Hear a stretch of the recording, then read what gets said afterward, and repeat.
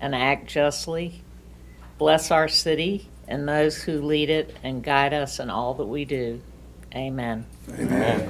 Join me in the Pledge of Allegiance. I pledge Allegiance to the flag of the United States of America and to the republic for which it stands, one nation, under God, indivisible, with liberty and justice for all.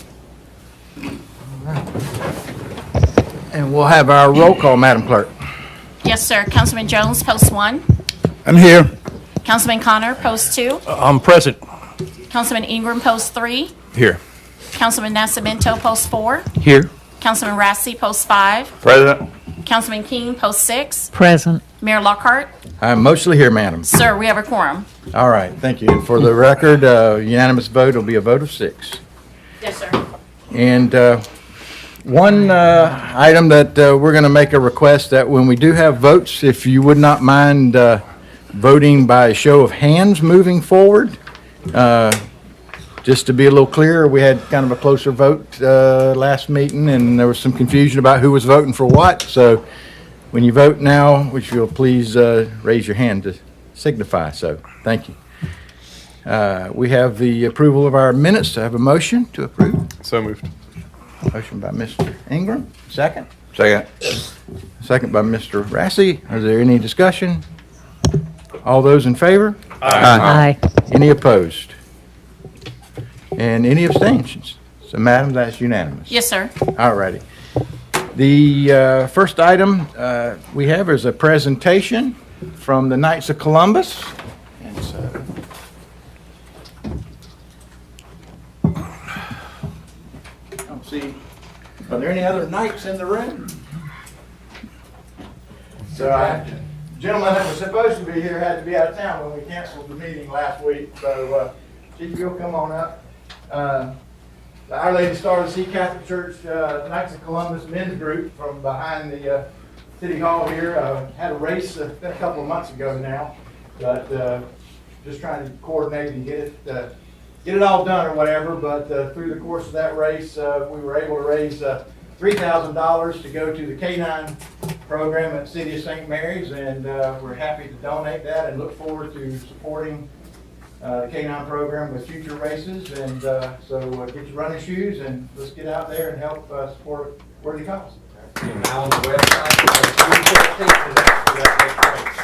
So the registration, QR code, and all that will be coming out shortly. We'll be ready to roll June 14th flag day. Okay. All right, thank you very much. Appreciate it.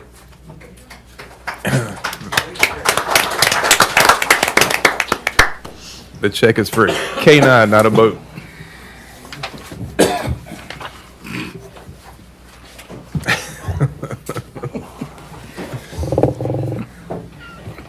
Okay, we have the Development Authority of St. Mary's Commercial Industrial Property Availability. That's a DASM Ken Jelly board member.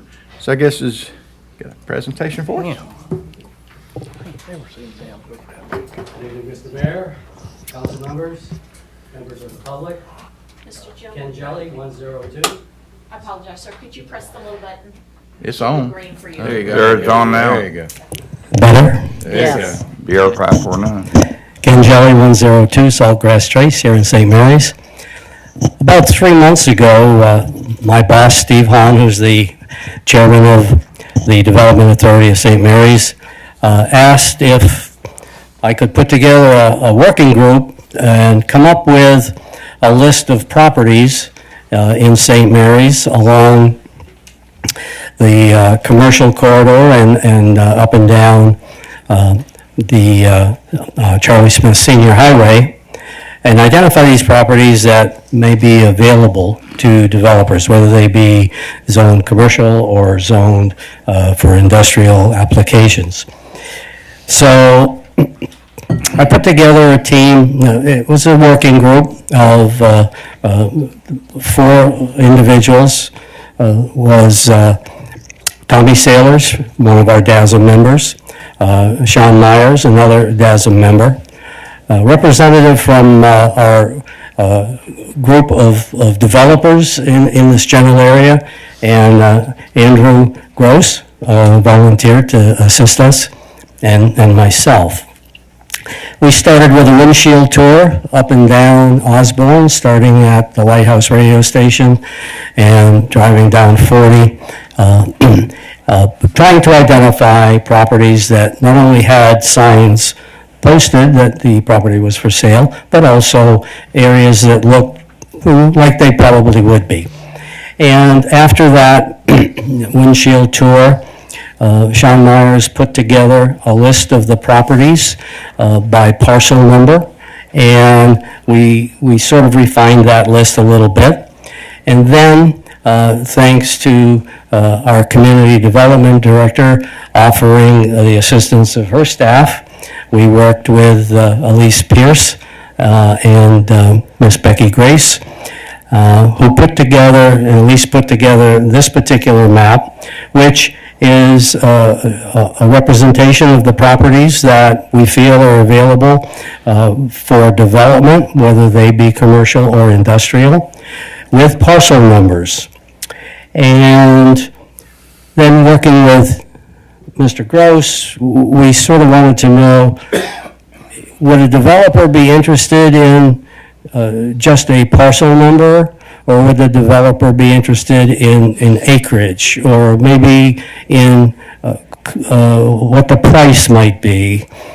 So that all rendered down into just one item, and that is acreage. So the second book that we put together is going to be broken down into up to 2 acres, up to 5 acres, up to 10, so on and so forth. We have one property that's almost 60 acres. Up to this point in time, we have identified about 42, maybe 43 properties that appear to be available for either commercial or industrial use. And then we discussed the protocol. What type of protocol would we want to see if a developer came into the city looking for a property, let's say, that's 35 acres? It was decided that the Main Street office would be the front door. And thanks very much to Candace and to Nicole for all the assistance they've given us in printing all of the pages and putting this book together. Thank you very much. So the Main Street office is the front door for this project, and it's already started working. The developer goes to the Main Street office, says, I'm interested in, and this map, along with another map that's same parcels, but the boundary outlines look a little bit different, and the topography is a little bit different, to give the developer an idea of where the property is, what surrounds it, are there any wetlands in the area, is it adjoined by a lot of forest, so on and so forth. So those 2 drawings are readily available in the Main Street office, and the developer is free to look at that when the developer decides on certain parcels that they may be interested in. We give them the book, and all of the parcels are available by parcel number. Again, like I said, about 42, 43 right now. And when a developer decides, I'm interested in this particular one, or maybe 2, 3, or 4, the next step is the developer is directed to the Planning and Building Department, who takes a quick look to make sure that, yes, zoning is correct, and all the other information that's pertinent is there. Again, asking, what are you interested in developing? And if the answer is, I'd like to put an amusement park on these 2 acres, no, you probably can't do that because the ordinance wouldn't allow it. And the program is going to have a second book, which will be broken down completely by acreage, and the developer may be interested in just simply looking at that aspect of it.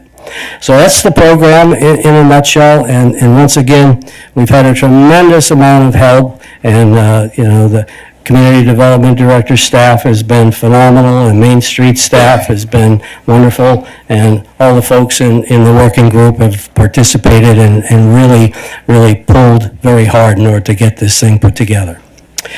That's the presentation. Thank you very much. Thank you. Thank you very much, Mr. Jelly. We appreciate the hard work that our paid DASM staff is doing. We're going to triple your salary next year for all the hard work you're doing. I really appreciate that. It's a great resource to have as we look to grow the city. So we have next board appointments due to vacancies. We have the Orange Hall Committee, and we do have one application that has been submitted. If council is so ready to move forward, I'll take a motion to do that, or we can. Okay. Second.